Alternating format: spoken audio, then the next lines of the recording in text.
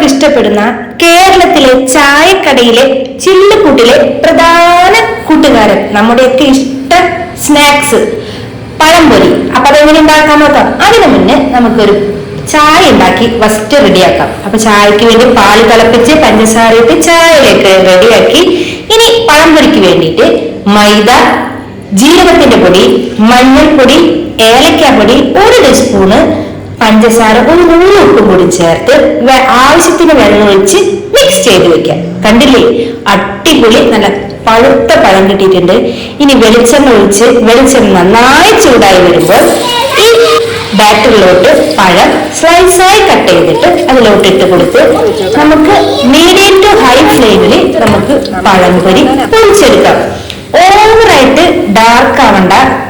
ഇതുപോലെ ആയിക്കഴിഞ്ഞാൽ നമുക്ക് കോരി ഒരു ടിഷ്യൂ പേപ്പറിന്റെ ഉള്ളിലേക്ക് വെച്ച് കഴിഞ്ഞാൽ അതിൽ എണ്ണയൊക്കെ വറ്റി വരും.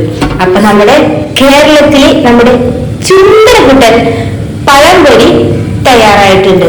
അപ്പൊ അതിന്റെ കൂടെ ഒരു ചായയായാലോ, സൂപ്പറാവും. അപ്പൊ നിങ്ങൾ എല്ലാവരും ട്രൈ ചെയ്തിട്ട് ആദിലക്ഷ്മി കിച്ചന് വേണ്ടി കമന്റ് ചെയ്യണേ. Bye bye front.